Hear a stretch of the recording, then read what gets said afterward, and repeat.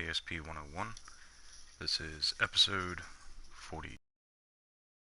Last left off, we had docked up to the station here at Pol, and we are now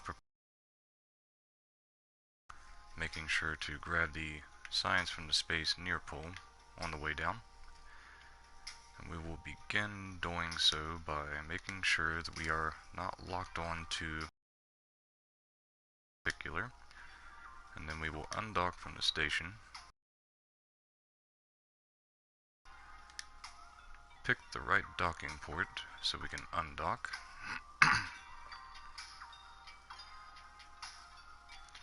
And then, as soon as we regain control, let's lock our SAS, go to docking mode, activate our RCS, and pull away from the station. Just enough to get us moving away, then we'll disengage the RCS and go back to staging mode. And before we begin our descent, let's check our engines, make sure everything is online, and at full throttle capacity. Now that we have both of those outer engines back online and the thrust limiter on the central stage back at 100%, let's put ourselves into orbit mode, or back into orbit mode, and point ourselves retrograde. And we can also go ahead and close our docking port shield, and then turn off the lights on the vessel.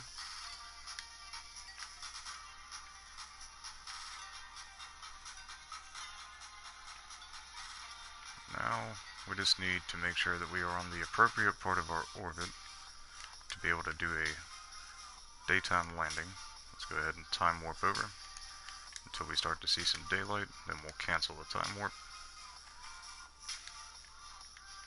Now let's look and see if we can spot an ideal place to land it. I'm thinking right around here.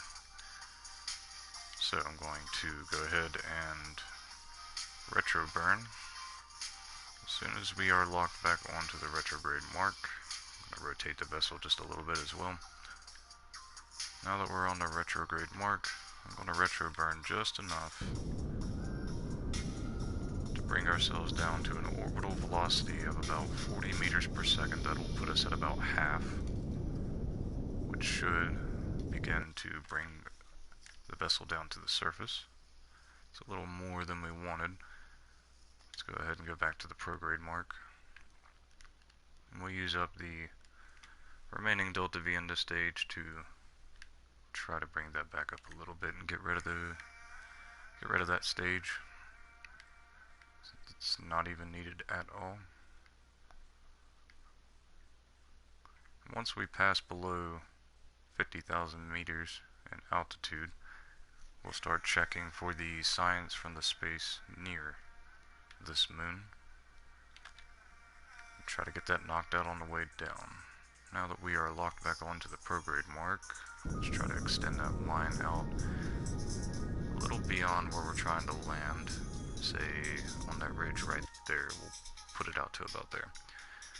Let's put ourselves back at the retrograde mark and let's check the fuel in these tanks. Looks like it is time to stage. So as soon as we wrap back around to the retrograde mark, relative to the surface, we'll put ourselves in surface mode now. As soon as we get there, we will go ahead and stage and get rid of these two outer tanks in the midsection. Now the goal here today is to land, do the breaking ground science, plant the flag, grab the surface science, make orbit back around Pol, and go back home. Let's go ahead and stage. Get rid of those two outer tanks, and we'll throttle up just a hair to move away from them.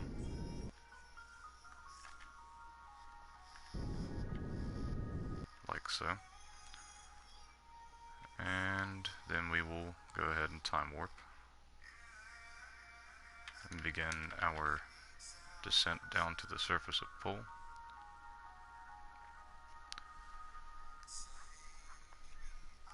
But we do need to keep in mind that we still need to grab the science data from the space near Pol. Good view of Jewel and Lathe there as we make our approach. Once we hit about 25,000, I'm going to disengage the warp. See if we can't get some science.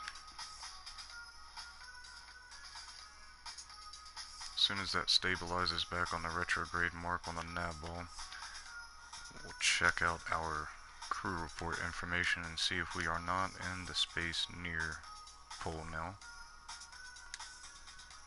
We are still high over Pol. Alright, so let's bring it down to about 20,000.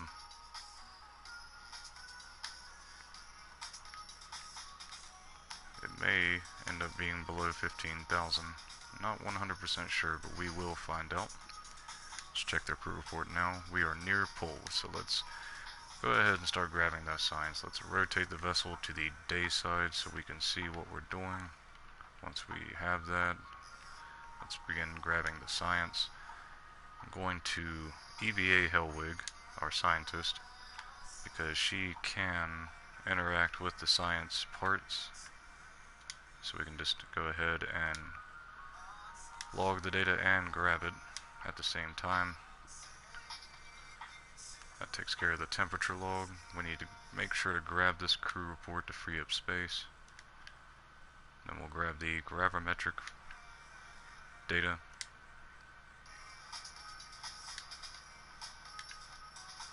Followed by the barometric pressure reading data. And then, after we take that data, let's grab the goo observation data.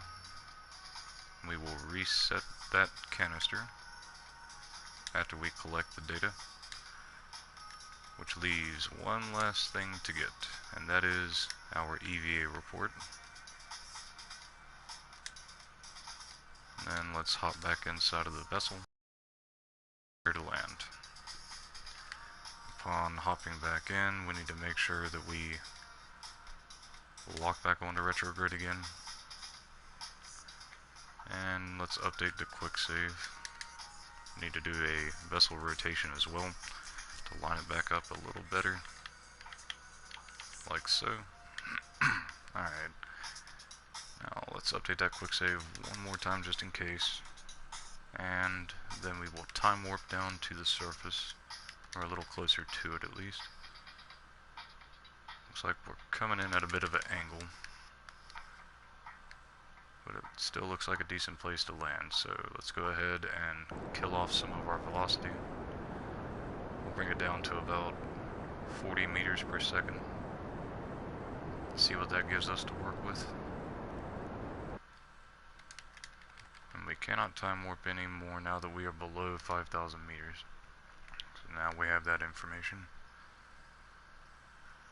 The goal here is to use this stage, even though there's entirely too much delta V in it, to make the landing happen without using any of the delta V in the lander, if possible, outside of the actual landing sequence itself. And it's a long way down at 44 meters per second, but we don't really have much of a choice due to the lack of gravity on this moon. Our retrograde mark relative to the surface is slowly climbing on the nav ball. If we reduce our speed down to about 30 meters per second, it will increase the rate at which that angle is correcting itself as we land. Starting to rotate the vessel a little bit faster now. Now to speed things along, and since we have the delta V to waste, I am going to point radio in towards the surface and begin increasing the velocity down towards the surface so we land a little faster. I'm going to have to move pretty quick though after I do that to get this thing pointing retrograde.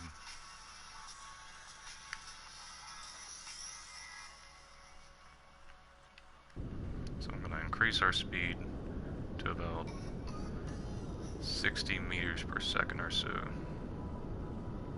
And as soon as it hits that velocity, I'm going to cut the engine, point retrograde.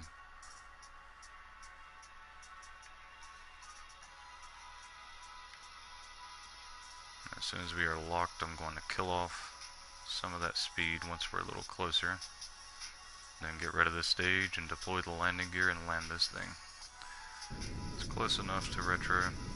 You need to go ahead and start killing off some of that velocity. Once it's down to about 20 meters per second, and a little closer to the surface, I'm going to kill the engine, stage. As soon as that stage is in the landing gear, throttle up a little bit, pull away from that stage. We'll reduce the speed down to about 10 meters per second.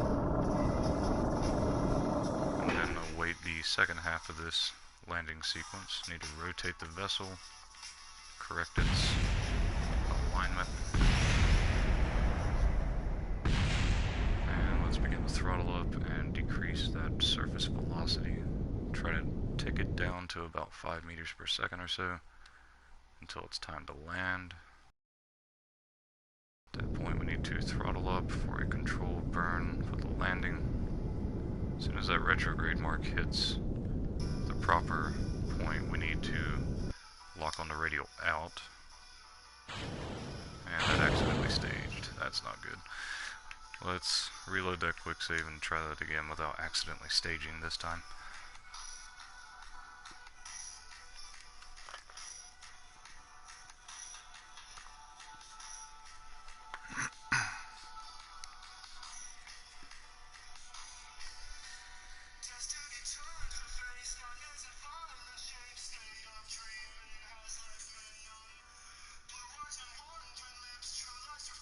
Starting to buffer pretty hard, should be loading any second now then.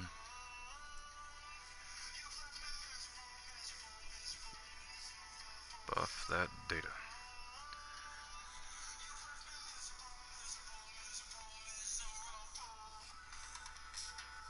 Come on. There's a little movement. As long as it doesn't crash the game, we'll be okay.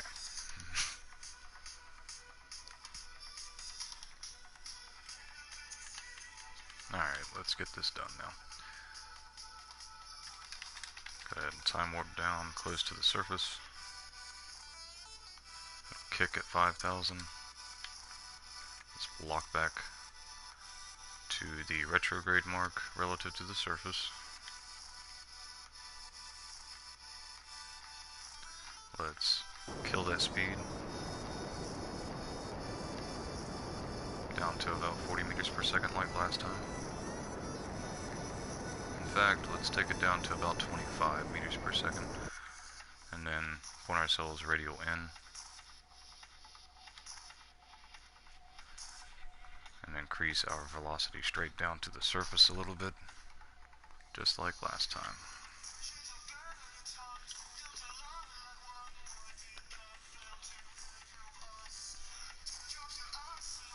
Let's go ahead and increase our velocity up to about 60 meters per second.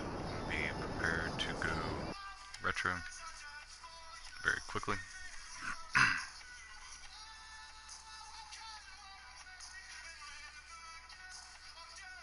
Let's reorient the vessel a wee bit here.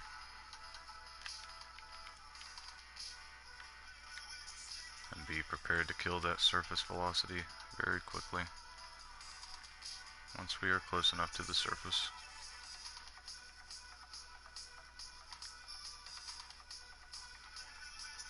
Getting fairly close. Let's go ahead and bring that down to about 20 meters per second or so.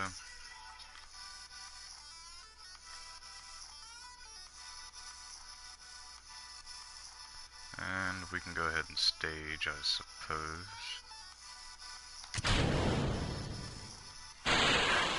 Let's get that landing gear deployed. Throttle up ahead. Bring our speed down to 20 meters per second on the dot, just to move away from that stage.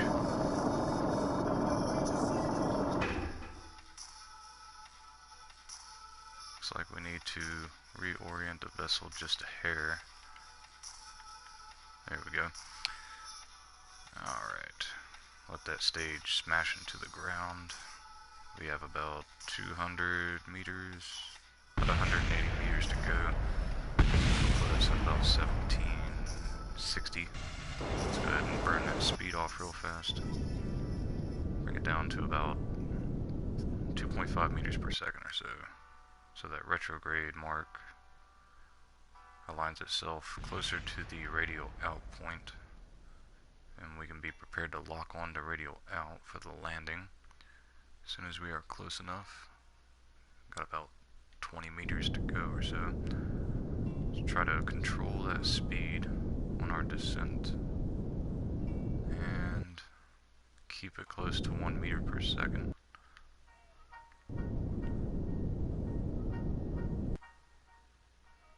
Let's lock radial out. Try to kill that speed down closer to about 5 meters or 0.5 meters per second. That way we don't have too much bounce.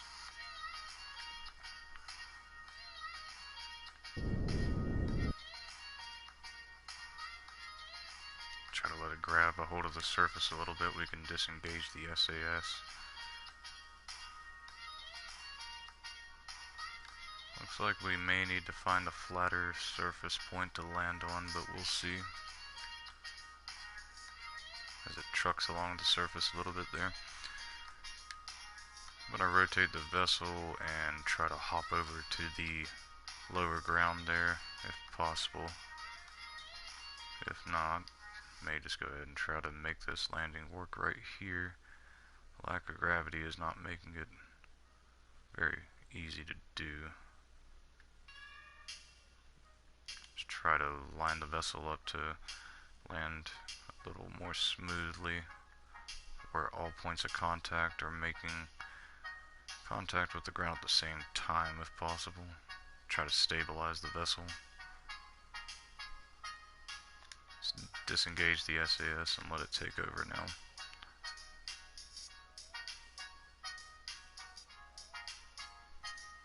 Hello.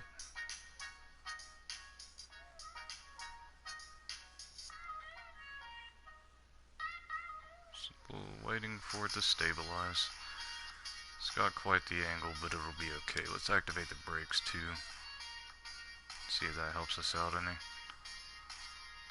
The severe lack of gravity here makes it a bit complicated, but it looks like we have landed. Let's go ahead and update the quick save now and start knocking these breaking ground module deployments out. But first things first, while it's still stabilizing, let's begin grabbing some surface science off of the modules on the crew module itself. There's our mystery goo. Let's grab the seismic data now. Let's grab a temperature reading. And we'll grab a gravimetric pressure reading, or some gravity data reading, sorry. And the barometric pressure reading after that.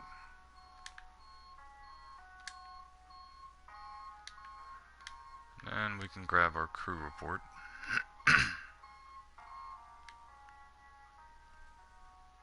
And it'll be time to EVA. But we're going to EVA our engineer first. And we'll begin by placing the control and communication modules. Let's grab the experiment control module, place it in the inventory, then grab the communitron, then click and get rid of the mouse, climb on down. We can go ahead and let go, activate the SAS and RCS. Let's find a good spot, nice and close by, so we can get this done a bit quickly. Let's kill that velocity and land. We'll go ahead and place the control module. After placing that, we can put this in our inventory. And then we'll activate the RCS, thrust up just a hair, move over a hair, and then we'll place that Communitron module right about here.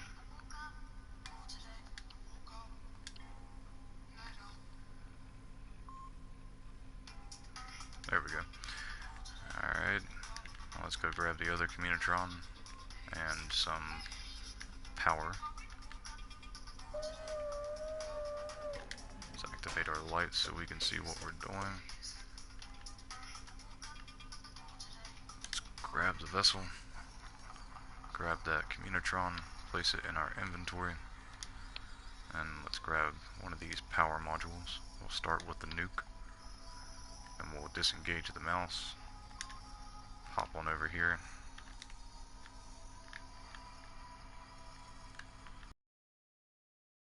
on the opposite side of where we placed the other one, about here.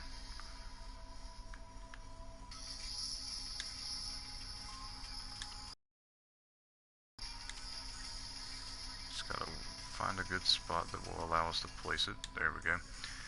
Alright, now let's place the nuke in our inventory. And then find a good spot to place this. We'll place this right here to the left of the experiment control station. Wait for that to drop. Then let's activate our RCS and go grab 2 more parts.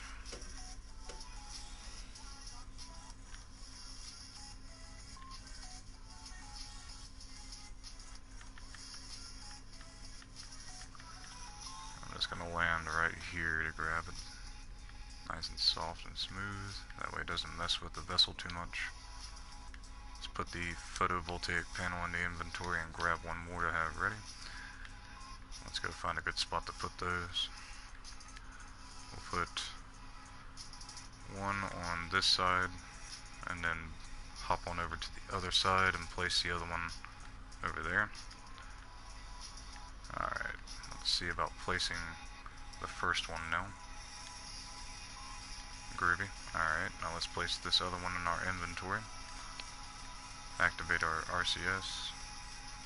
And hop on over to the other side and do the same thing. Right about here should be fine. Let's go ahead and place that now. And reactivate our RCS.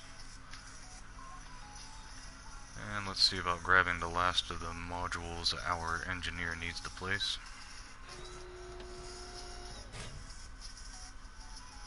I'm going to try to make sure to steer clear of that solar panel so we don't smash into it and lose it. I'm going to land back up here again and access this last cargo container.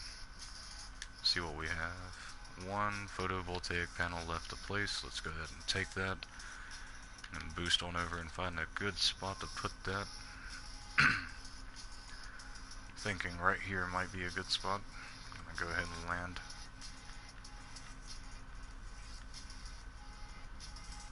Get some balance and place. That'll be an okay spot for that. That concludes our engineer's job. I'm gonna move our engineer away from that stuff just a little bit. Now it's time to get our scientist out here.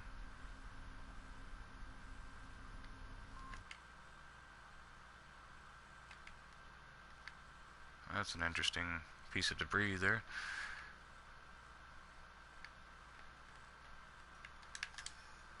Huh, I'm not sure why it did that. We'll have to manually switch back to this.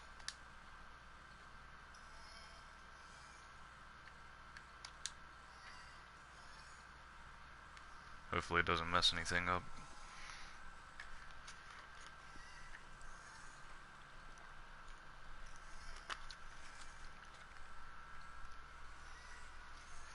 Probably should have quick saved after landing, but I think we'll be okay.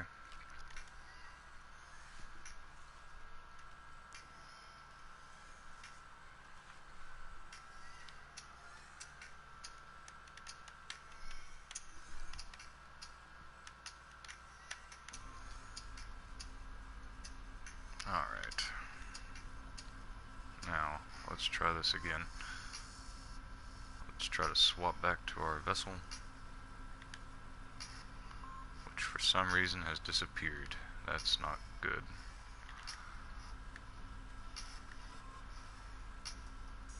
That's an interesting bug. That's the second or third time that's happened. Let's try to load this persistent save. See if that's where we landed. If not, we're gonna have to do the landing all over again.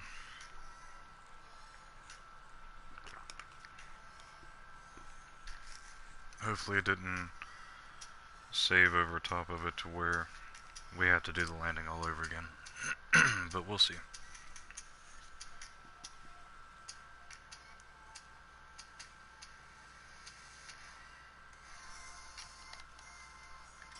Let's go to the tracking station and find out what the situation is.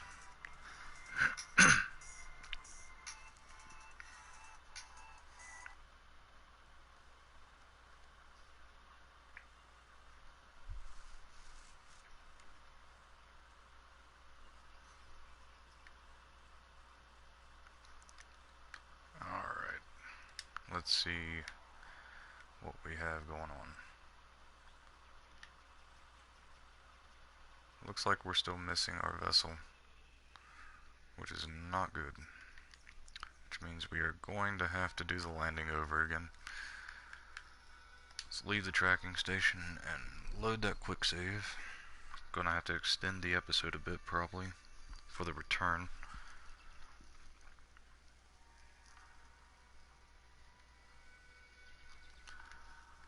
Alright, let's go ahead and load that quick save.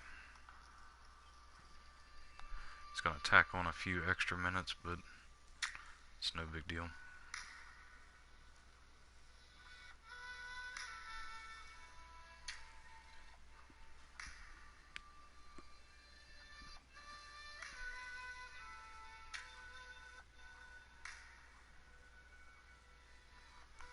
We'll get this done a little quicker this time too, as soon as it loads up.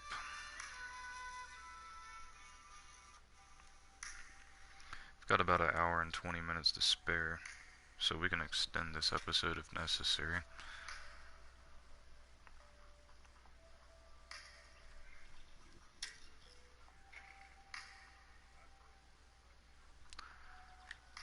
So we did actually do a quick save upon landing, so that's good. Alright. Let's go ahead and let's find out where we are. Did we already grab the science? No? Okay, so let's grab the science again real quick.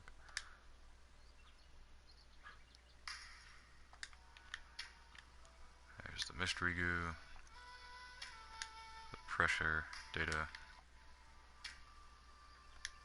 gravity data, the crew report,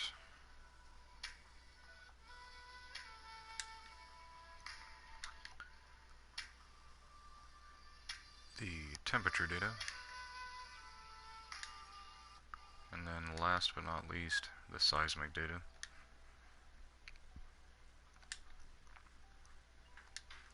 Let's get our engineer back out.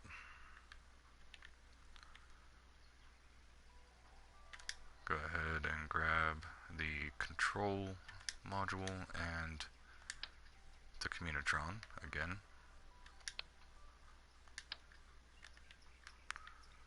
And let's boogie. Let's try to get this done quickly.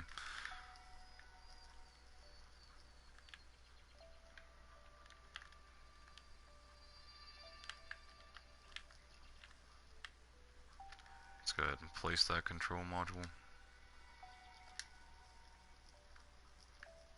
Get this communitron back in our inventory.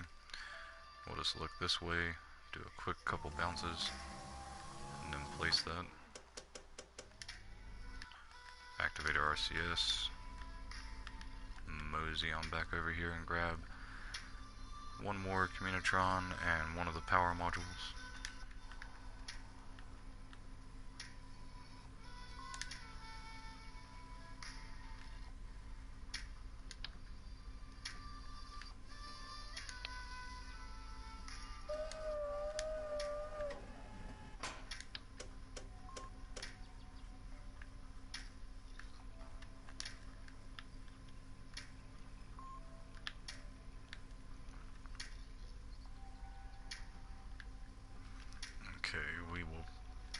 place this similar to the way that we did last time. Make sure we are on the opposite end. Place that Communitron here. Get this RTG back in our inventory. We'll just turn around and place it right here.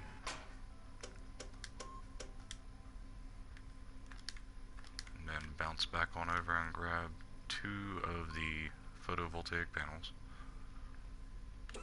After we take care of those, we'll just have one more to do. We will update our quick save before swapping between objects and vessels this time to try to prevent that bug from doing its thing again.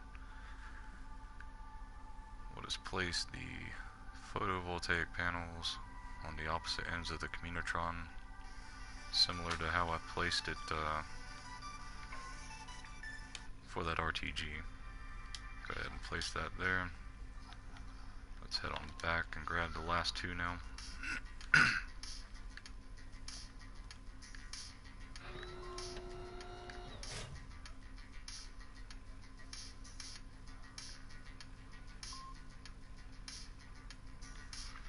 Let's grab this photovoltaic panel and put it in our inventory, and then we'll grab a hold of the last remaining photovoltaic panel and have it ready to place.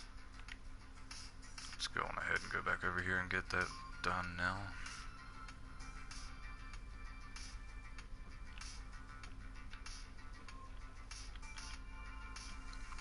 Place the first one here, and we'll bounce over to the left and place the second one over there after we get that in our inventory.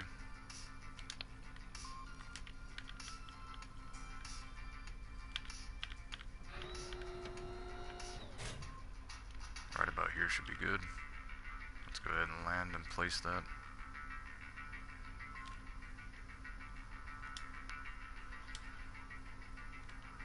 And as soon as that's placed and fully deployed, we'll update the quick save and give this another shot.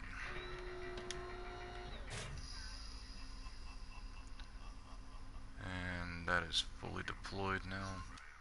Let's go ahead and update the quick save and try to swap back to our primary vessel again. See if it messes up again.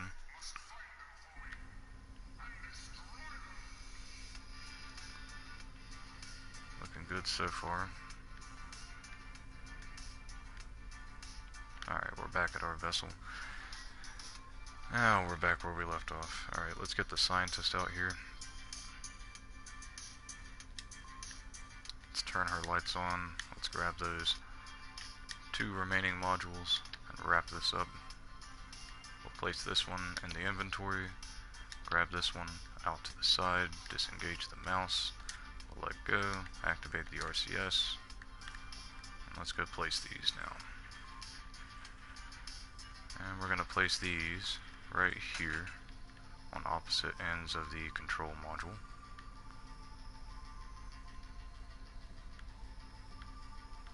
Alright, let's go ahead and place the ionographer right here. And let's get this in the inventory. And let's bounce on over to the other side.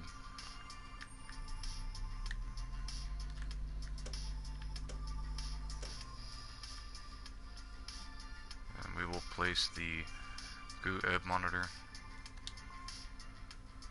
right there.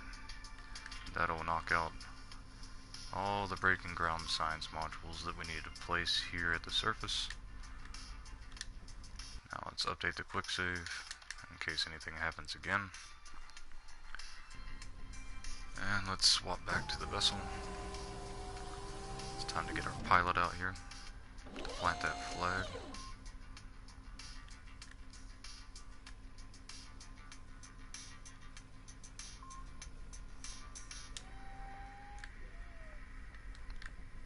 Go ahead and let go, activate the RCS. Let's find a good spot to plant this flag. We'll just plant it right down here. Make sure that we're pointing towards either 270 or 90. Or no, we need to be pointing north, I guess. Get some sunlight on this flag. Let's also find out which flag we're placing now. This is number 12. Okay. Let's go ahead and plant that flag.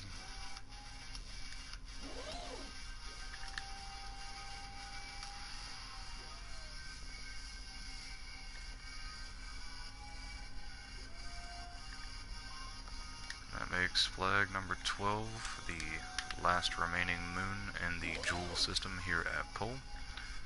Time to wrap things up. Let's get our pilot back in the ship.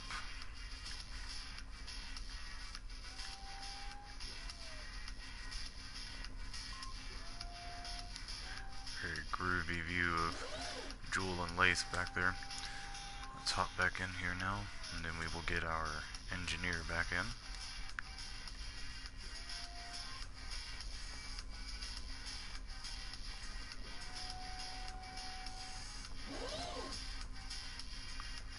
And after we get our engineer back in, our scientist has a little bit more work to do before we leave.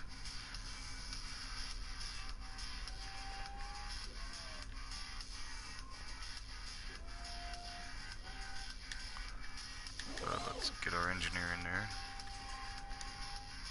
and swap back to our scientist.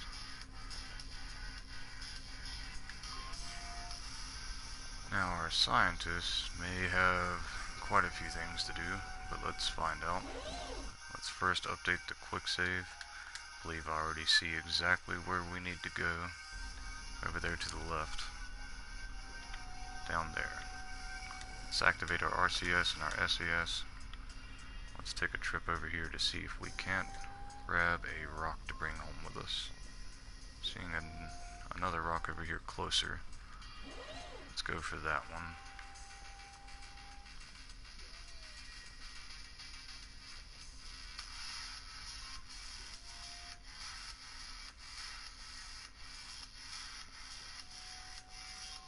And let's start to kill off that velocity now. There we go.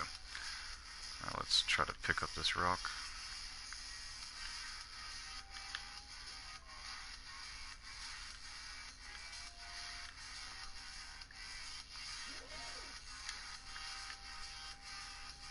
A Yellowstone, cool. Alright, let's grab it. After we grab that, we'll grab a surface sample and an EVA report from the surface.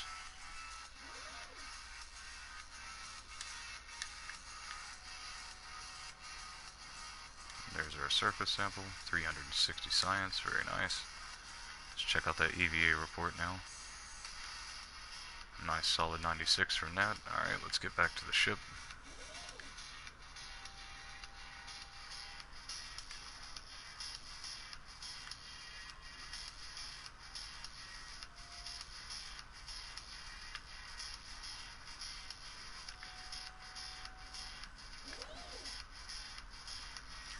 Once we get back a hold of the ship, we need to grab all the science from the exterior parts, load those back up into the vessel, and then we will take off and make our way back home. Hopefully. Unless we end up having to dock back up with the station and use its tank and engine stage to assist in bringing these Kerbals home. Alright, let's grab onto the capsule and see about getting this science. Let's take the temperature data. Let's take the gravity data. Let's take the crew report. See if it'll let us take the seismic data from here. We can climb up a little bit and maybe get a hold of it. There we go. Let's grab that. Let's grab the gravimetric pressure reading. And we just need to grab one last thing. The mystery goo data. We'll grab that. Then reset the canister. And hop back in the vessel.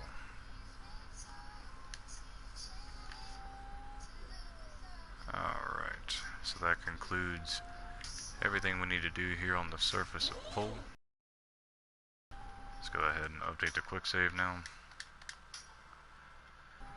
And while we're here, and since we do need to do a little time warping anyways, let's highlight the science modules, get those open.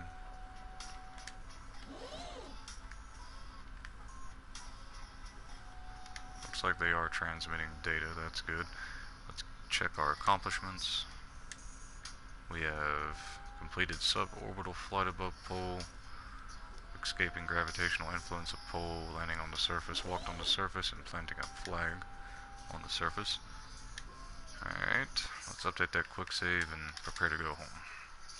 We're going to try to do it without the assistance of the station, but if we have to, we can reload the quick save and then give it another shot.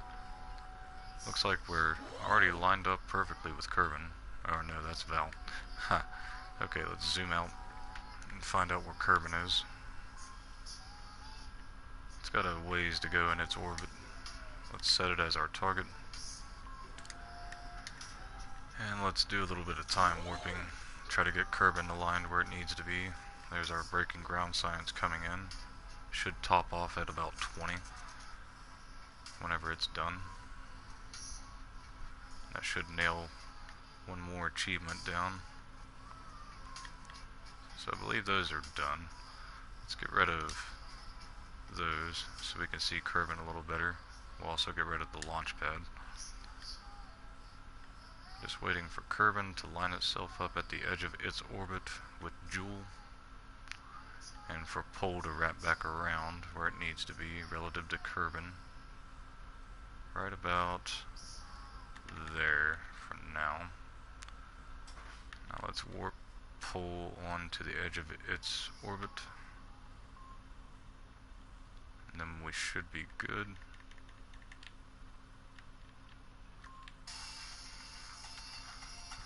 Find out and be absolutely sure though.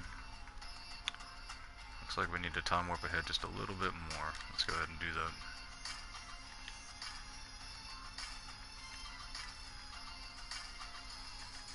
Oof, a little bit too much, but that's okay. We'll work with it. Alright, let's close the map. Looking good. Let's update the quick save. And let's take off and make our way back home. Need to head towards the 90-degree angle. Let's turn the brakes off, activate the SAS, throttle up, disengage the landing gear, line ourselves up towards that 90-degree angle on the 90-degree inclination mark. Then we'll rotate the vessel, get it lined up nicely. Lock ourselves where we need to be. Let's go sideways now. Put ourselves sideways at about the 5-degree inclination mark. Right about there. Let's check out our orbital line. This isn't going to take a whole lot. So we're going to let that push out to about 20,000 or so.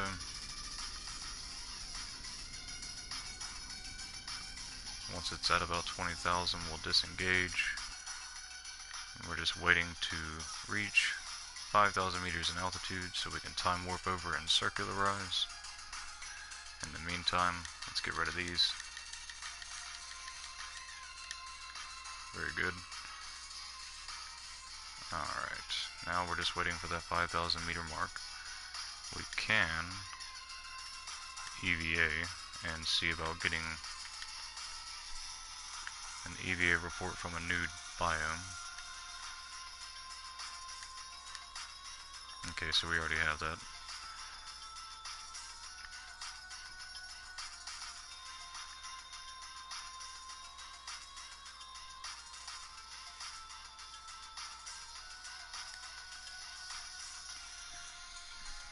Just a few hundred meters to go and we can time warp over and begin the burn back to Kerbin after circularizing here at Pol.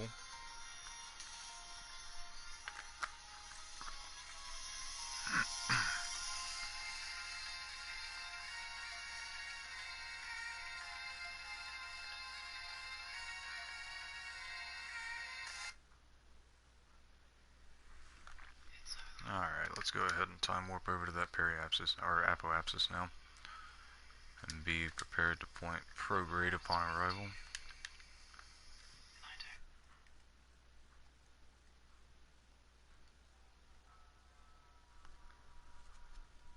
Alright, we are 30 seconds away. Now that we're reoriented to the prograde mark, let's warp a little closer. That'll work. And let's circularize around Pol now. There we go.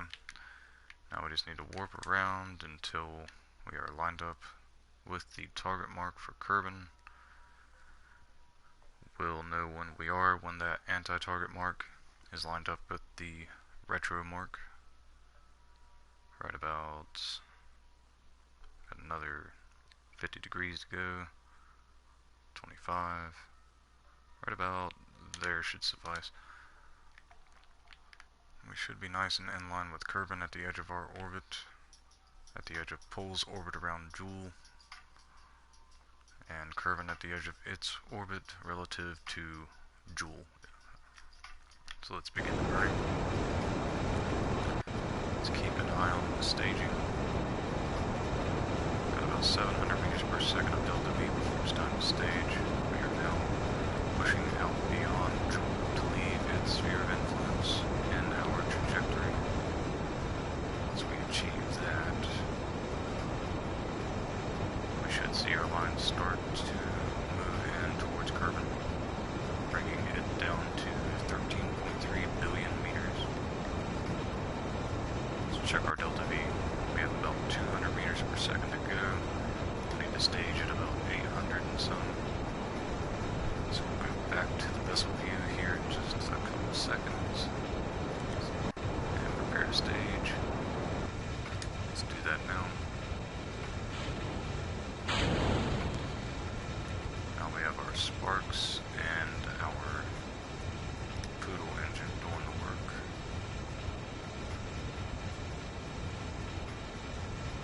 Hopefully there's enough delta V to finish this job.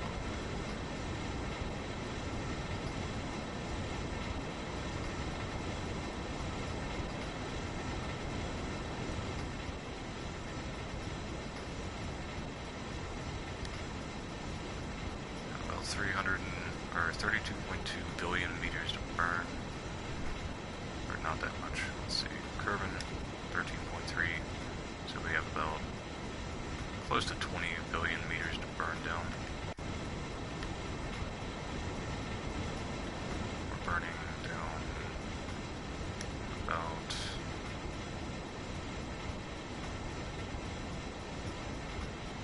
50 million a second.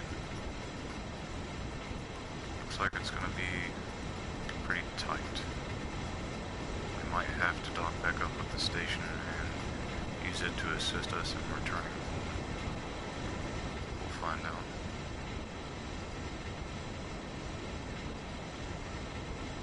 How's the delta V looking? About 400 to go.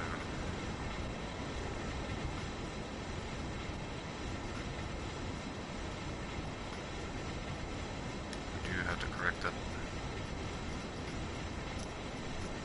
degree of inclination on the ascending and descending nodes relative to Kerbin.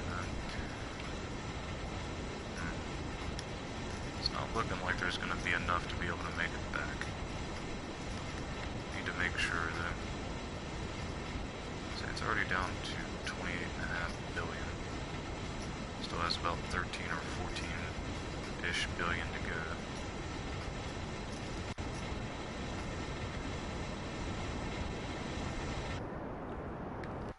Okay, that takes care of the spark stages. Get rid of those. Leaving just the Poodle stage now.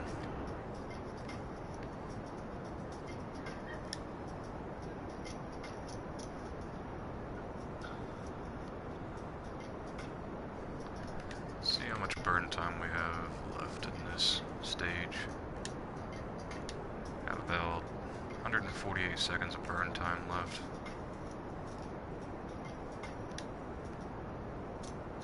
That will allow us to bring it down to about 14 billion meters or so. It's gonna be close, but I don't think it's gonna be enough.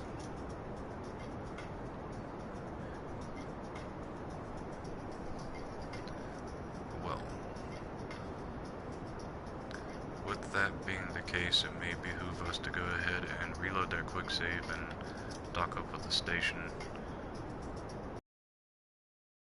Tank and engine stage reserve to assist us in making it back to Kerbin. See how much Delta V we have now. About 1900. Let's get rid of that information so we can see the full gauge. About halfway through the stage already. Still not quite enough. Unless there's a faster way to do this, we can try radial in. See if that does anything. It's a bit faster. We can try to pull it off, but it's going to throw off where we need to be arriving at Kerbin a little bit. If this doesn't work though, then we'll need to dock up at that station.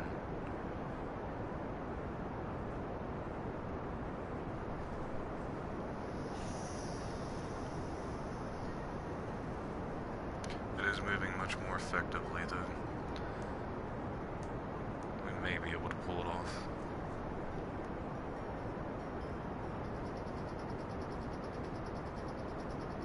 Let's put the focus on Kerbin and try to get a better view here.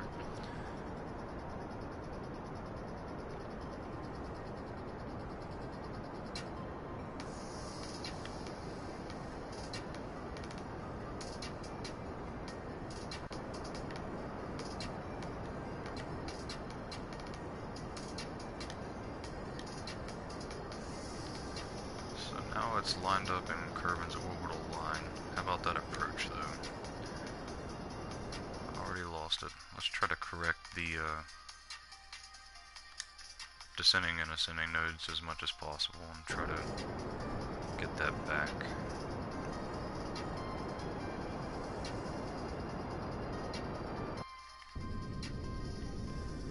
Looks like 0.4 may be the best we're gonna get. It is. Alright, let's go back to radial in. Try to bring that closest approach down more.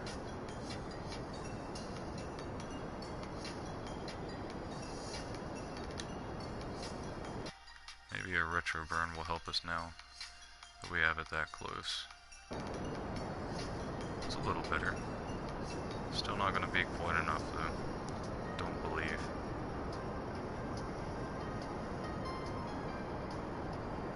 It's not looking like it. So we're going to have to reload that quick save and dock back up to the station and take its tank.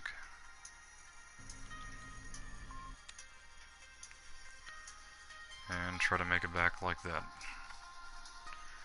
If not, this is going to become a rescue mission.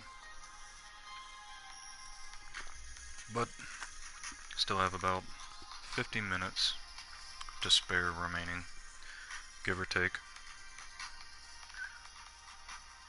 Unless I get a text signaling that I need to go ahead and leave. But we'll take it one step at a time.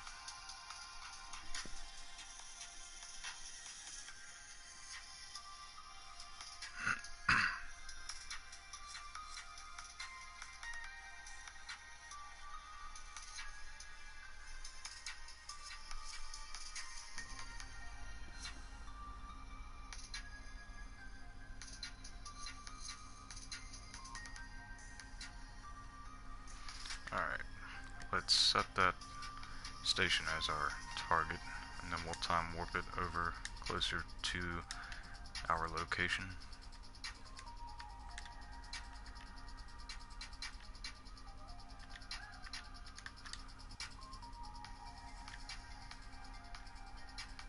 As soon as it's done bouncing around.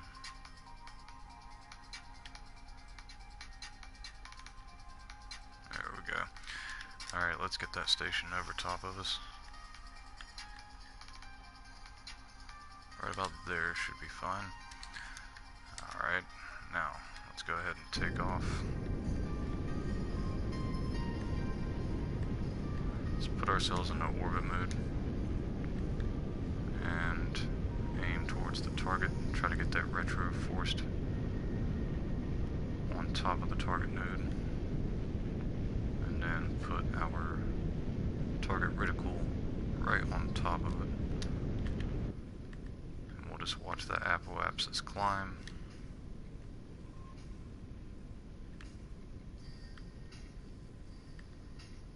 We'll try to start going sideways a little bit.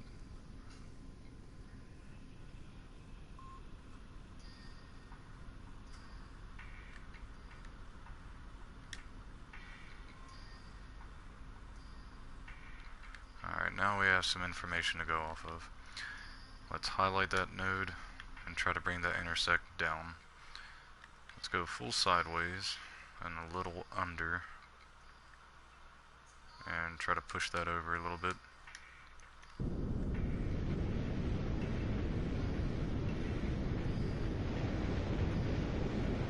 We know where that's going to need to be. It's going to need to be out there.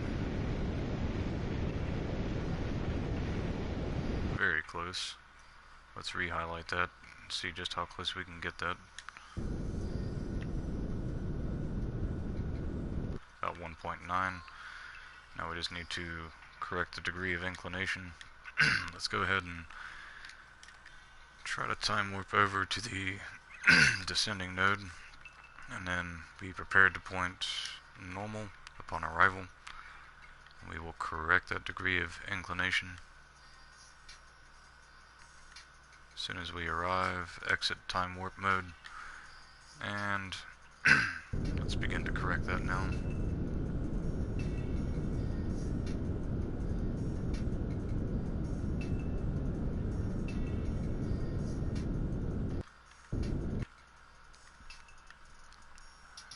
Nailed down a perfect separation. Alright, let's update the quick save.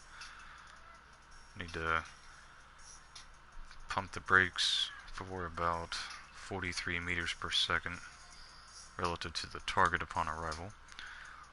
Let's go ahead and manually time warp ahead once, and then warp nice and close to our target.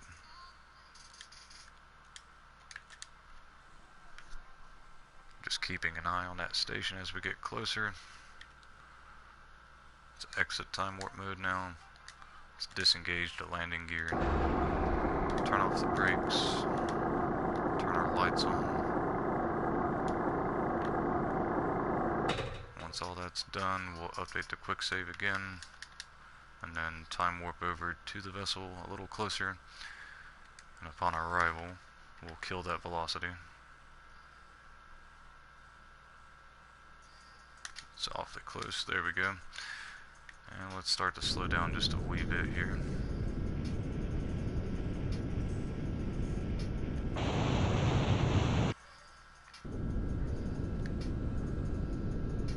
We'll just keep going past it a little bit, and then we'll kill that speed. And once it's close to zero, we'll cut the engines, reactivate the RCS in docking mode, finish killing off the rest of the speed. Once it's down to 0 meters per second, we will cut that, open up our docking port, shield, and then lock onto the target.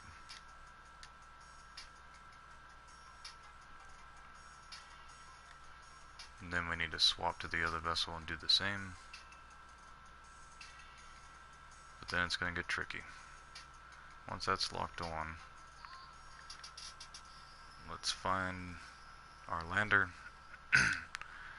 set the docking port as the target, control from the station docking port, and then activate the SAS, lock on to the target node. Once those are lined up, we'll have something a little tricky to pull off, similar to something we did in the last landing mission. Not lathe, but bop. Those look fairly locked on well. Let's disengage the SAS and reactivate it, and then undock from that module. Then we need to move this station core out of the way. We also need to make sure that target mode is off on our main vessel, locked onto SAS instead. And now let's move the station away from the tank. Let's go to docking mode with our RCS. We'll thrust away a little bit, and then to the side a little bit. Once we're out of the way, we'll kill that speed. Let's go ahead and do that now.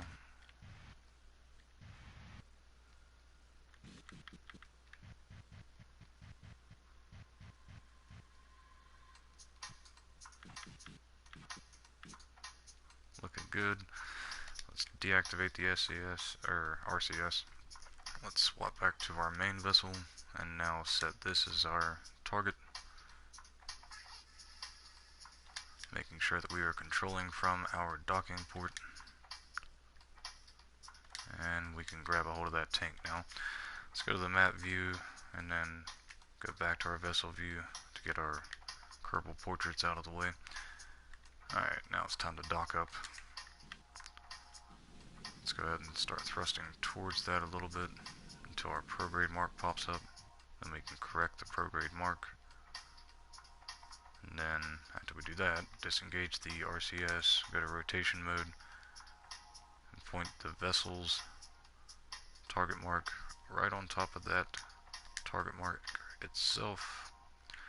Let's reactivate the RCS in linear control mode and correct that prograde a little bit and increase our speed to about 0.3. We can bring it up to about 0.5. Try to close the gap here on this a little quicker.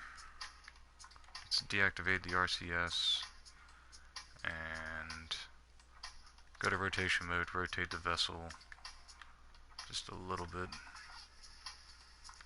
to try to get those solar panels in a position where they won't be blocked by those fuel tanks on the module we're docking up to. Once we correct that rotation, go back to linear control, reactivate the RCS, and punch the brakes while correcting the prograde mark.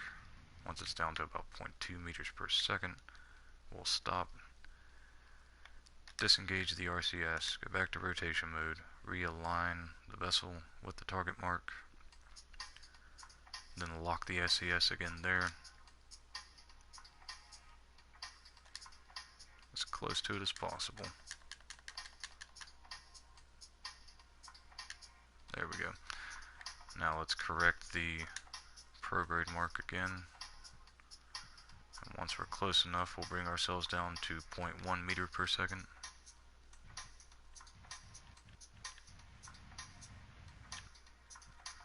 And then finish this docking.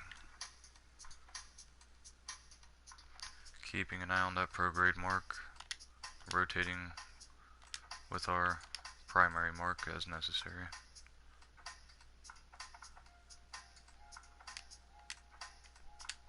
Between linear control mode and rotation. Once we're close enough, we can just let the vessels take over though. We're looking good. Let's deactivate the SAS and the RCS and let it take over.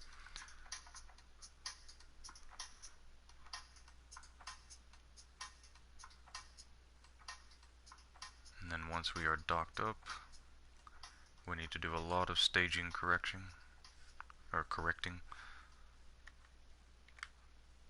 Let's go ahead and deactivate the engines on the lander first. We'll start with the swivels.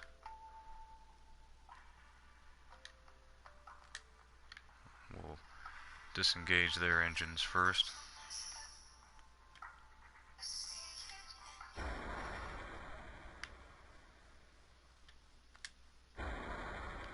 Then we need to turn off all 6 of those sparks.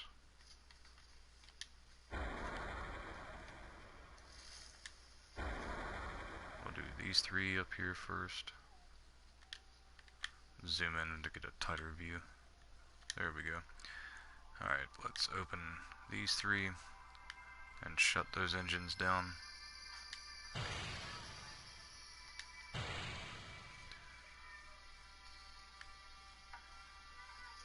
And then let's shut down these other three engines.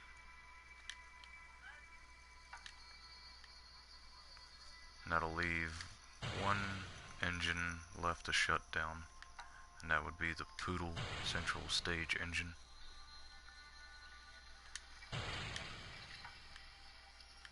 Once we get that shut down, we need to then set our control point to the docking port on the tank and engine stage, and make sure that its engine is ready to go. Looking good.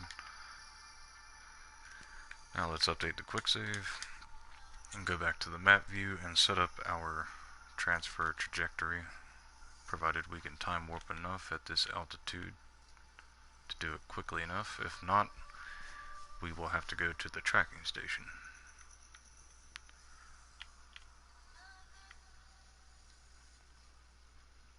Looks like we already have it ready. Even better. Just need to make sure that Kerbin is set as our target. It's awfully close. Just need to warp around now. Alright, let's warp around to the other side and try this again.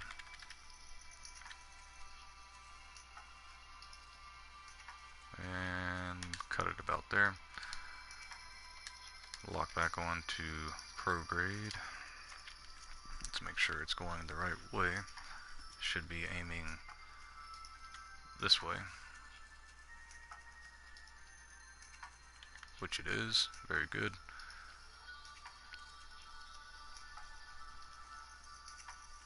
Now somewhere out there, very close to where we are aiming, is Kerbin.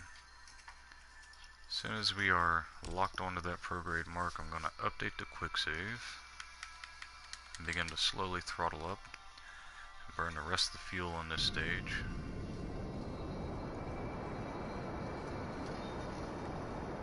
That'll get us out of Pol's sphere of influence. Just waiting until it's time to stage. There goes the station core.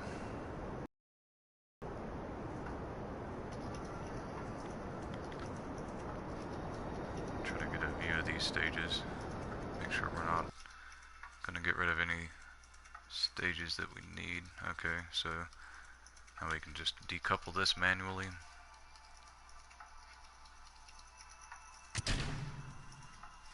And then, after we get that done, let's activate our docking mode, RCS, and try to pull away from that just a wee bit more once we're clear of it enough. We need to set our control point back to this vessel.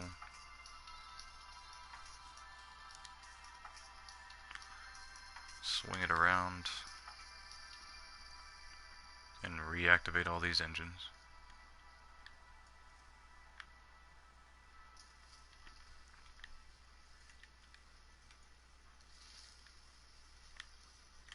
We'll start with the swivels.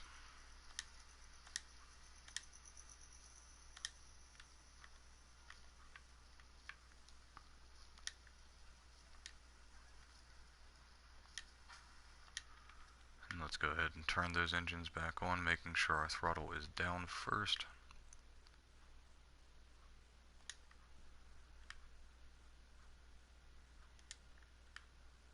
And then we just need to get those sparks and that Poodle reactivated. Let's get these 3 sparks first.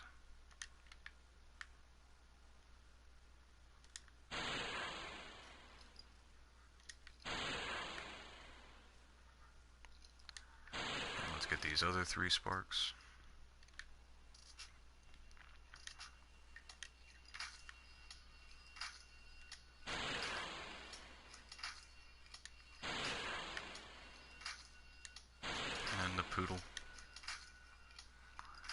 soon as we activate that poodle, let's go full throttle.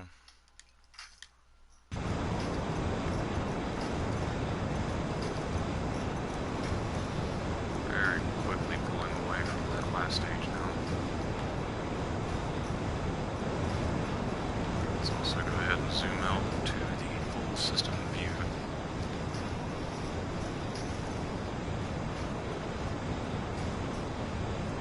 By the time we get out there, we should see our line starting to approach curve. Now, we do need to keep an eye on our delta V and prepare to stage.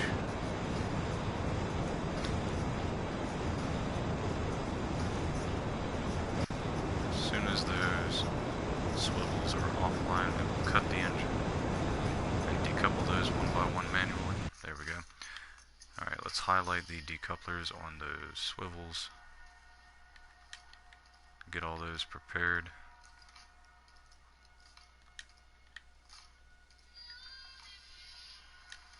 And then we will decouple those one by one very quickly and then resume the transfer burn. And 1.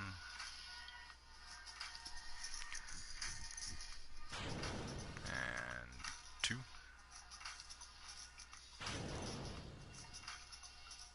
And 3. Leaving 1 remaining.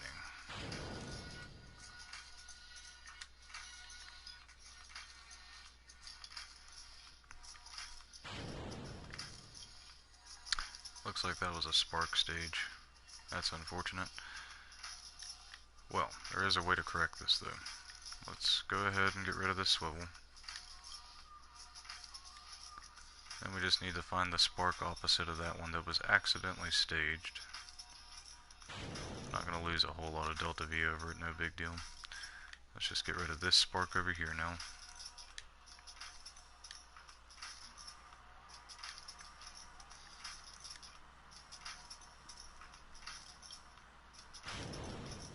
Alright, now we're even again. Let's resume our burn.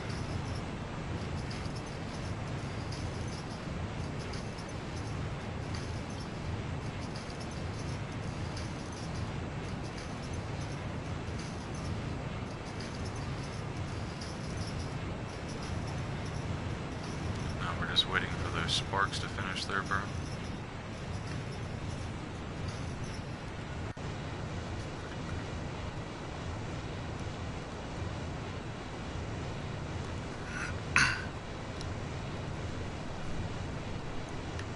Goal is to burn off any fuel that we can to help us get closer to making it back to curving with the original stages, and then the Wolfhound and the 2 Terriers will be the powerhouses that can bring us back home from there. Much more efficient and more thrust to weight than everything that we had prior to. It's almost time to stage these sparks. I'm going to go ahead and get their decouplers ready. As soon as I see those engines cut off, I'm going to throttle down, cut the engine off, and decouple those.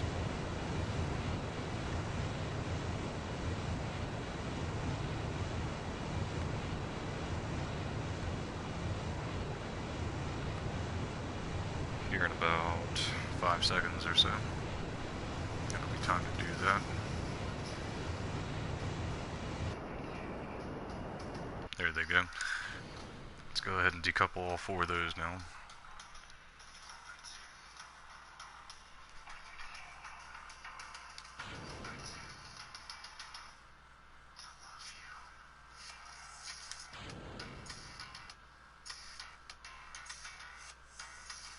Could recorrect the staging, but I just find this to be a little less of a headache, to be honest. So now that all 4 of those are gone, let's throttle back up, let the poodle take over.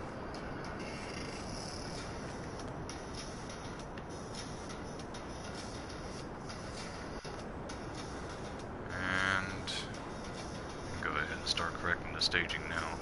We'll have this go off and activate these engines with it. We're going to need to remember to reset the control point at that point. Let's find out what is going on with these engines. Alright, let's put those there. Let's get these back up here. Alright, now we're looking better. Let's condense that.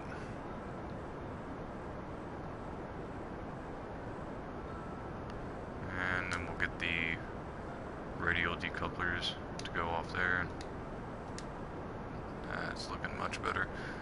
Alright, and we need to make sure the drogues are going off first. Let's find the drogues. Drogue, drogues, and drogues. So these need to go up here. Alright, looking good. And then we need to make sure to set the control point back to this. After we are done with that.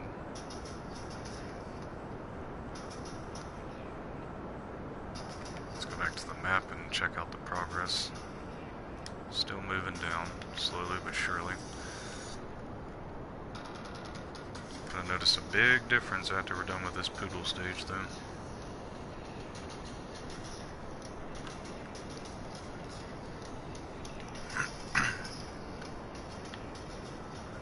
About halfway home.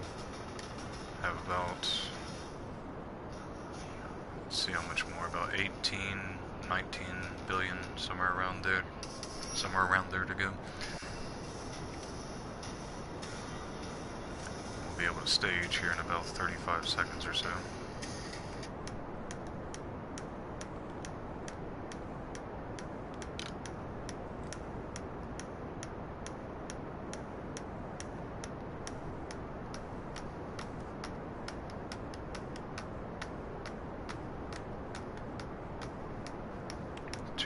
Delta V, 180,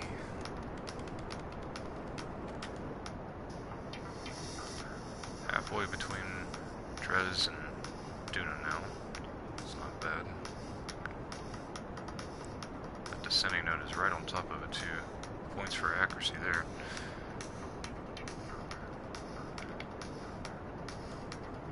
It is still going to be a few degrees off, but close enough to be able to get grabbed up by Kerbin's sphere of influence. Should almost be time to stage. Got about 4 seconds to go. As soon as that engine's done, we're gonna hit control from here. Or no, we're not. First things first, let's throttle down, stage, update the quick save, and then stage again to actually stage. That should get rid of the poodle. Now we can just reorient the vessel by controlling from that docking port. As soon as that's done, we'll go back to full throttle. Back onto the prograde mark, locked on nice and stable. Let's go ahead and slowly throttle up.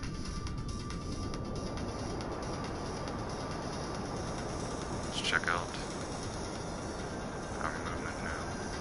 Looking good. One bad thing I just remembered though, one of these outer stages is missing a fuel line. So we're going to have to keep an eye on that. Making sure to dump fuel into that stage.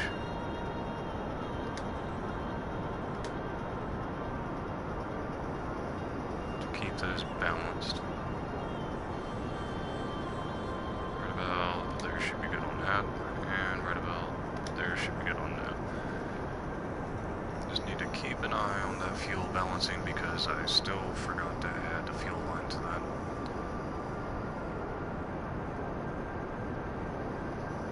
Then we have one very thick, full, and powerful Wolfhound stage remaining to take over once this is done.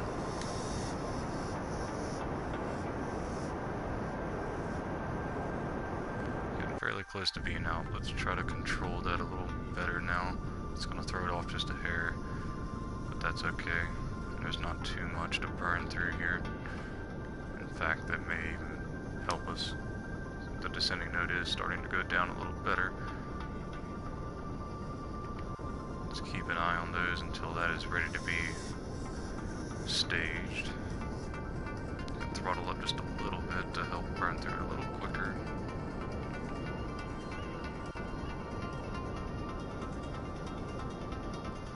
Alright, let's go ahead and stage now. And get away from those quickly. Now with 4,200 and some delta V remaining, I believe we should be fine. We'll find out.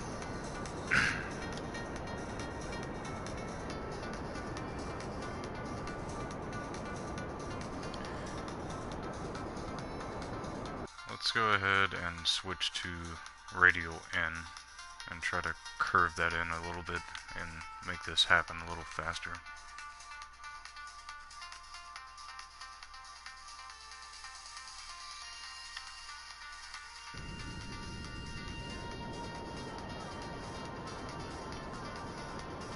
Hopefully it doesn't throw it off too much.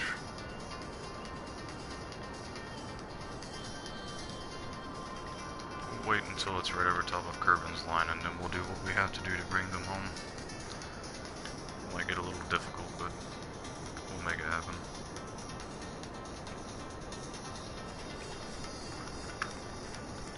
Worst case scenario, we have to send a rescue craft out. And hopefully we won't have to do that. Let's put our focus on Kerbin and try to get a better view here.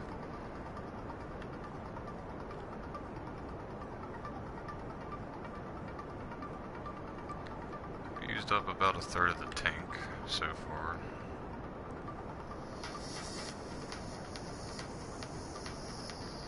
Let's pump the brakes and try to go back to retro and see what that does for us now.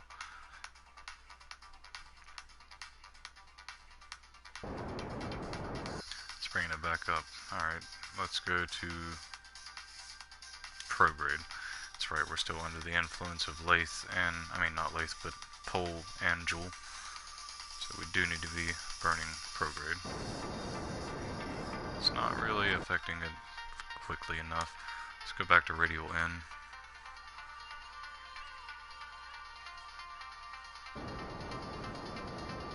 We'll just let that finish itself off. Hopefully there will be enough delta V to get it in line with Kerbin. If we can do that, we can adjust the descending node and then take it from there. It's going to be tight though, I believe.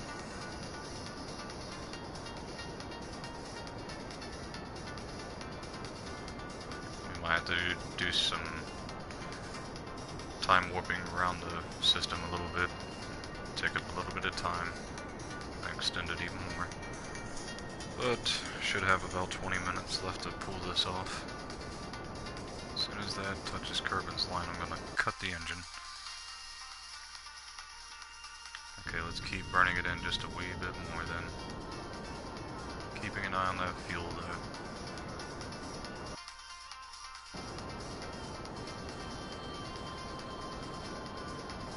Alright, now we have our marks.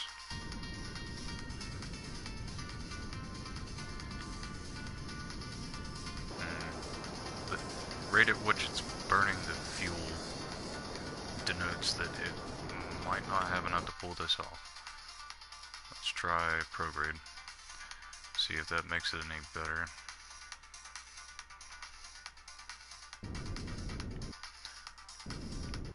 Looks like we just left Pol sphere of influence. So now we're just under the influence of Joule. We can try to point retrograde. See if that helps any. We do have about 2600 delta V remaining though.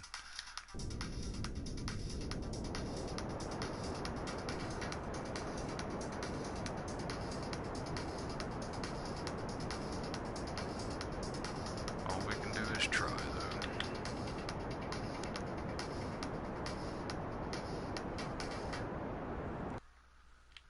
Alright, we're probably gonna have to try to do this the hard way. Let's go ahead and leave Joule's sphere of influence and time warp over to the descending node and correct that with a normal burn.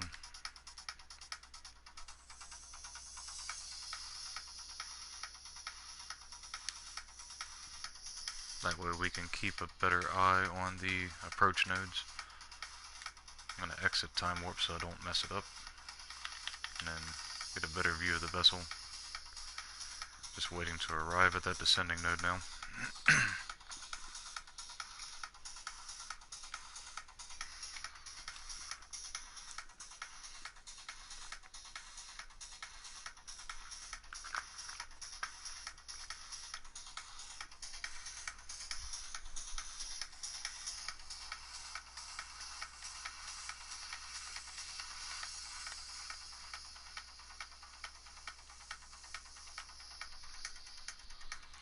This could go very easy and well, or very hard and bad.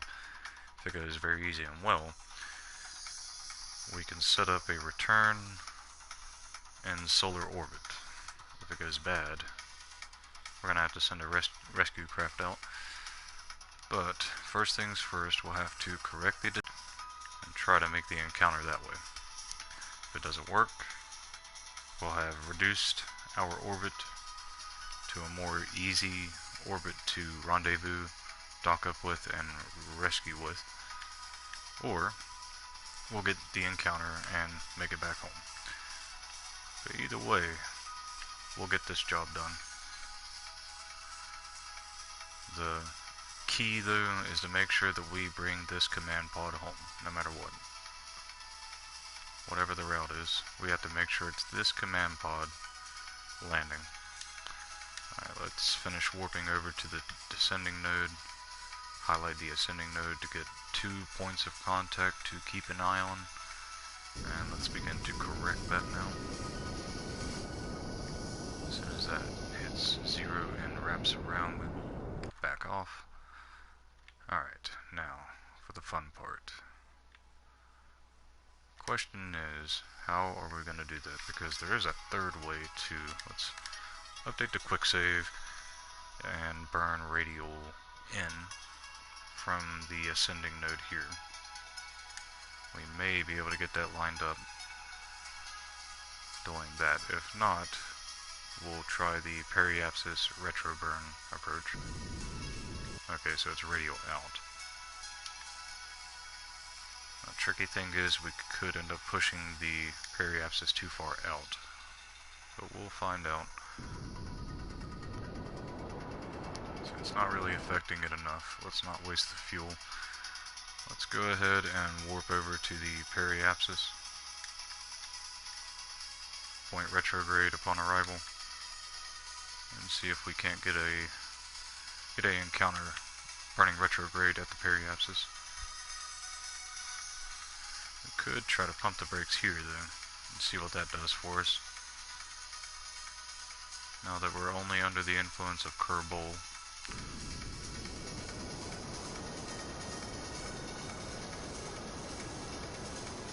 Still not enough Delta V, it's not looking like. Let's go to the periapsis instead. Try to take it from there.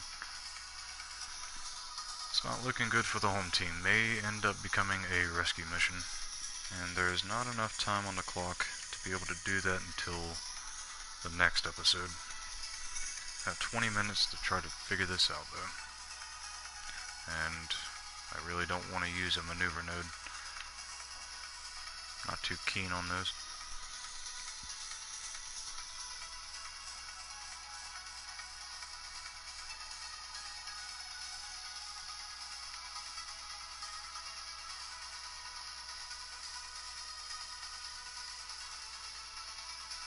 Alright, now that we've arrived, really need to push it to where that approach node is out of the way a little bit.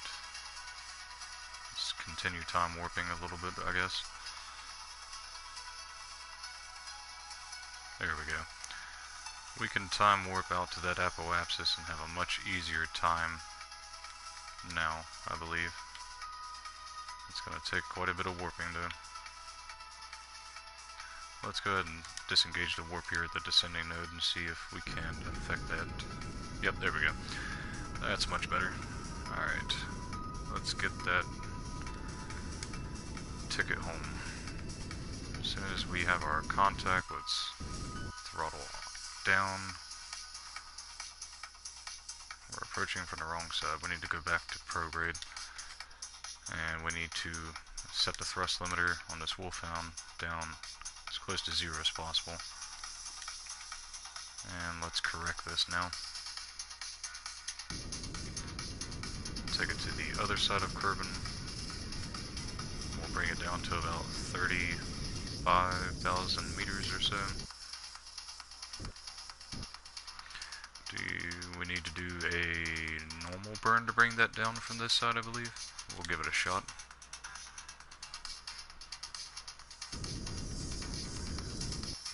Let's try to increase that line again. Go back to prograde.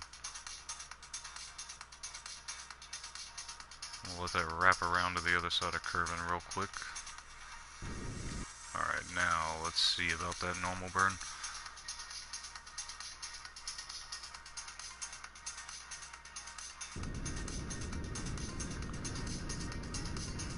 Just let that even itself back out.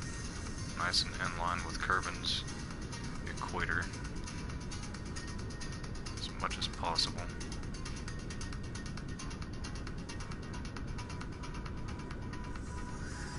Let it wobble and bobble its way down to about right there.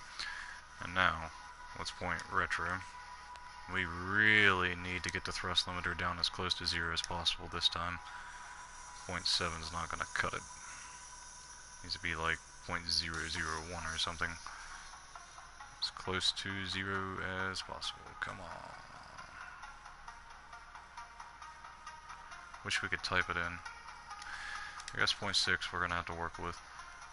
Let's update the quick save just in case we do anything drastic and lose this. Once the quick save is done, let's re-highlight that periapsis and slowly trying to bring that in to the atmosphere. 39,000. We will take that and run with it. As soon as that quick save is done, let's manually time warp ahead once very carefully. Fantastic, it did not affect it at all. Alright, let's time warp just a little beyond the station line there. So that's 100,000 meters. Don't want to go any lower than that. Let's make our way back home. Now while that's time warping, I'm going to take a very short break. And once we arrive, we will land this thing. And we'll be right back.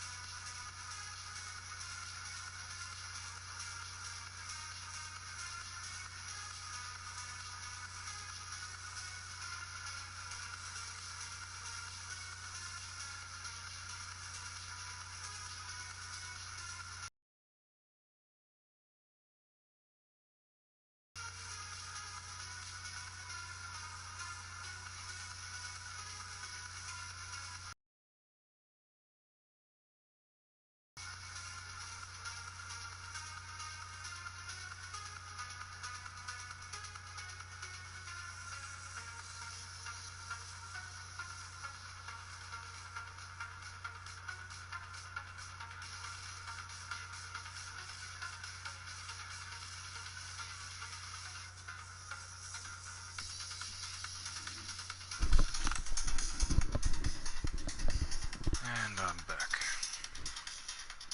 Still have about 15 minutes to spare. Should be able to wrap this up.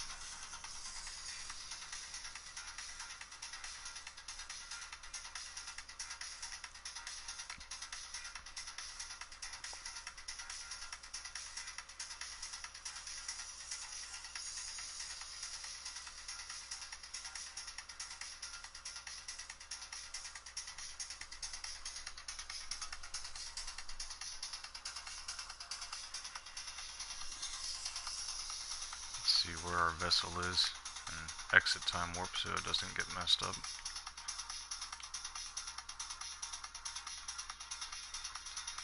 Still making its way out to the apoapsis. That's the bad news. The good news is, once it hits that apoapsis, it'll start to pick up speed again. We'll be making our way home.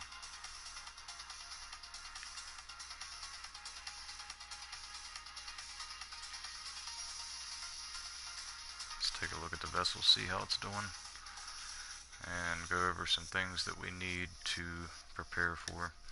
We need to raise the thrust limiter back all the way up upon arrival. Use up as much of the fuel as possible before undocking from that tank and closing the shield on the docking port, as well as retracting the solar panels in preparation to burn into the atmosphere. We have our drogues ready to go off first, followed by our radial mount chutes. It's going to weigh a little bit more than usual since we upgraded the battery banks and put the nukes in there, but it should be fine.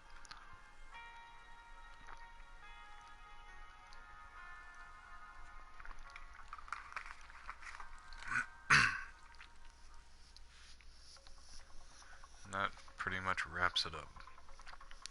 So I'm going to go ahead and have that ready in that order. I'm going to close that and put this in its place. It's either going to be this one or this one.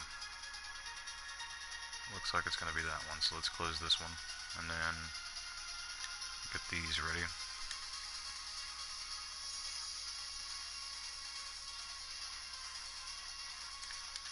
Now let's see where we are. Almost at that apoapsis. About 240 days away, so about the time that dips down from the 3rd year down to the 2nd year remaining in the time warp, we'll start to increase our speed and make our approach towards Kerbin.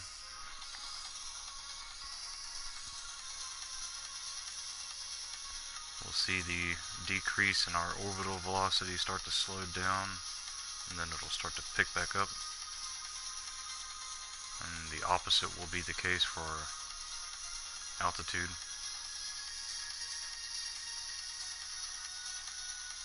Should start seeing that happening in about 130 days into this time warp remaining.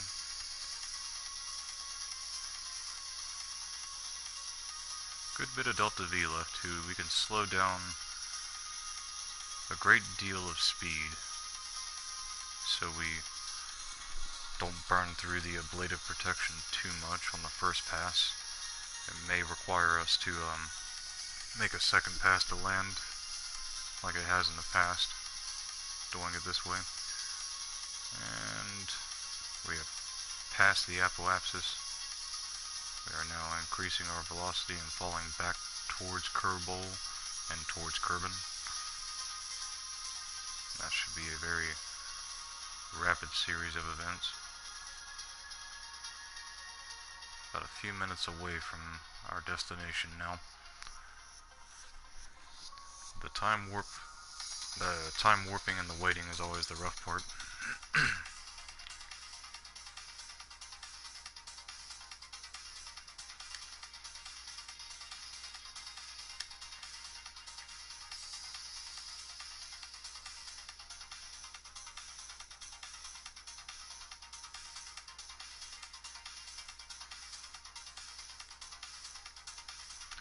Very good approach though.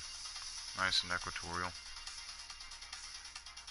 It's only a matter of time until we get there though.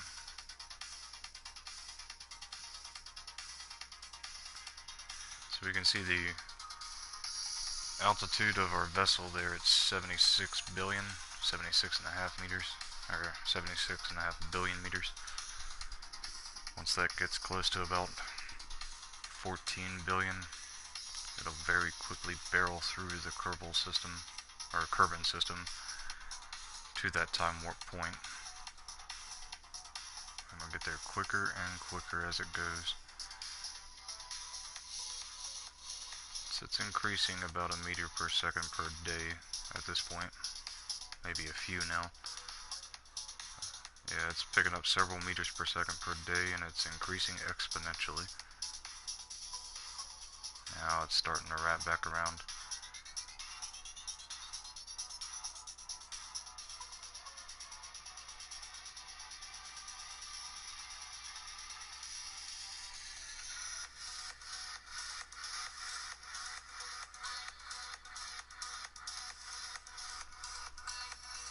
Not too far off, should still have enough time. I'm sitting on about 8 minutes remaining in the time that I have available. So definitely gonna rush through this landing as soon as we get here, which at this point should not be much of a problem, as many returns from Joule as we have done in the series. 70 billion meters to go, let's check that out. Starting to move into the Joule. By the time we hit Duna's line, we'll be moving very quickly towards Kerbin.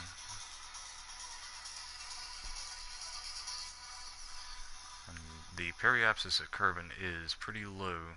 It is down to, let's see, was it 34,000 or so? Can't really see because of all the time warping information going on here, but let's take a closer look. 39,000. That's not bad. I wish it would have been closer to 40-some thousand, but couldn't really control it too well at that point.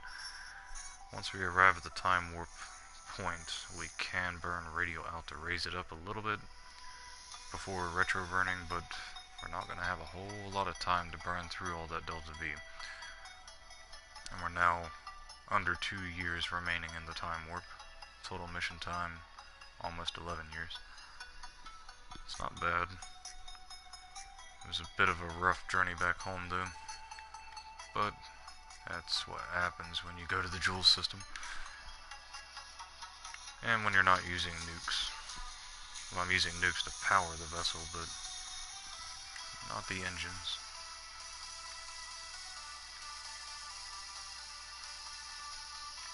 We should be dipping pretty close to Dres at this point, I would say.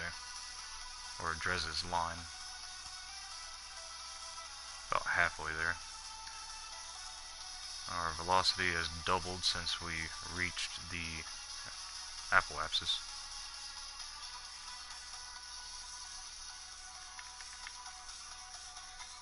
It'll be interesting to see what our velocity is going to be once we arrive in Kerbin's SOI.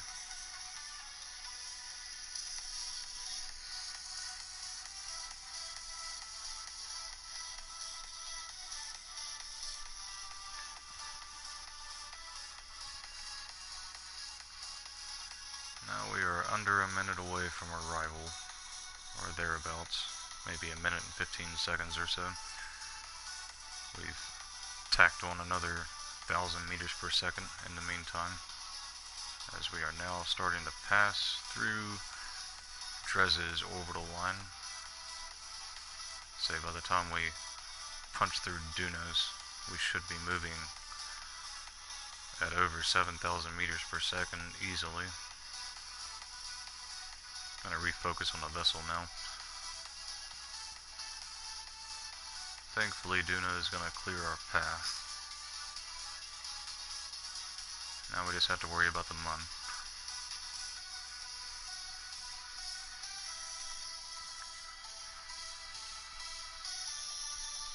Now we're over 7,000 meters per second.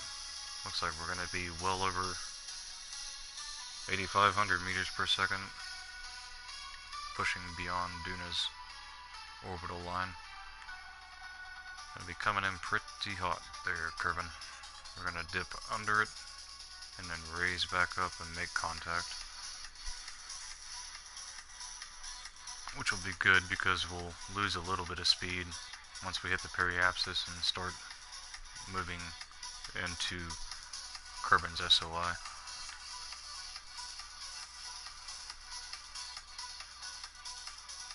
11,000 meters per second. Oof. We are moving. We are moving. We're only about 10 seconds away from arriving at our time warp destination.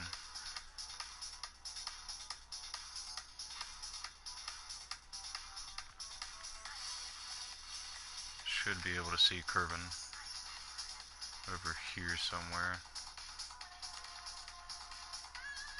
Oh, we have arrived. Okay, let's start to do this very quickly. Let's punch the brakes, throttle up. Let's check out how that's going to affect our periapsis though. Moving through pretty quickly, 4,800 meters per second, but not too dangerous. Need to keep an eye on our altitude too. We're rapidly dropping.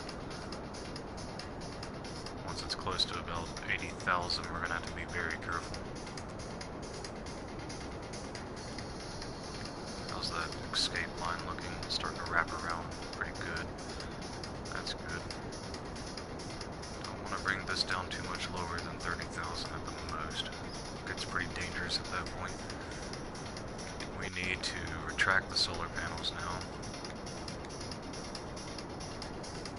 And then cut that engine off and undock very quickly before we start burning. Let's swap back to this vessel. Lock on to retro before it explodes. Let's put ourselves into surface mode. And go to docking mode and activate the RCS to move ourselves away from that stage, just in case it comes back at us. Okay, well it's just completely destroyed at this point. That's good. Better than hitting us. Alright, let's go back to staging mode. Very quickly approaching that 30,000 meter mark in the altitude. Hopefully we burn off enough speed. The G-force is rising pretty well. The ablator is holding up. Gonna very rapidly start losing speed from here on. We're about 20 seconds away from the periapsis though. But the one thing we're concerned about is being grabbed into Kerbin orbit. As long as that happens, we're fine. And it looks like it's definitely going to happen. As soon as it does, I might start time warping. I want to clear the mun too. Okay, fantastic.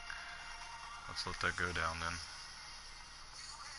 See, our current altitude is 32,000. We're still pushing against that periapsis. It's not coming at us too quickly. Looks like we might not have to worry about a second pass. Looks like it is indeed going to be a landing in our first pass. Very good. Only burned a couple hundred units of ablative protection so far. Can't complain. Let's go ahead and time warp then. Try to get this done.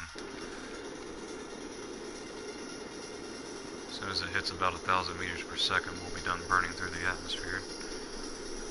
And it'll be time to prepare for the drogue deployment. About 100 meters per second to go, and we are clear. Alright, so once we drop down into the lower atmosphere, hit about 5,000 meters, I'm going to deploy those chutes. Can't really tell if we're landing on land or water. Looks like water to me though. Did forget to close the docking port shield though. That was a mistake. Let's activate that. I'm gonna close that now. Don't want to risk any damage, even though plenty was risked. Go ahead and activate those radial chutes now. And prepare to cancel the time warp as soon as we get close enough to the surface. Very good timing too, because any minute now I'm going to get a text telling me I have to leave. So let's wrap this up. Very close to the surface now. Let's disengage time warp. And we have returned. That wraps that up. Alright, let's check all this out. Let's get rid of all the breaking ground messages. We have returned from Pol. Let's check the accomplishments. Rendezvous around Pol. Return from the surface of Pol. Flyby Pol. And orbit of Pol. That knocks out everything we can do around Pol, or on Pol. Let's recover the vessel now, and find out where we are heading to now that we have conquered the Joule system outside of landing on Lathe, and then returning from the surface of Lathe. Hopefully it doesn't ask us to do that next, because I'd really like to go to Elu, Drez, or Moho next. I'd like to finish that last Lathe mission, and the same for Eve last, which it should do in order of difficulty, if it's doing it correctly, but we'll find out here in a moment.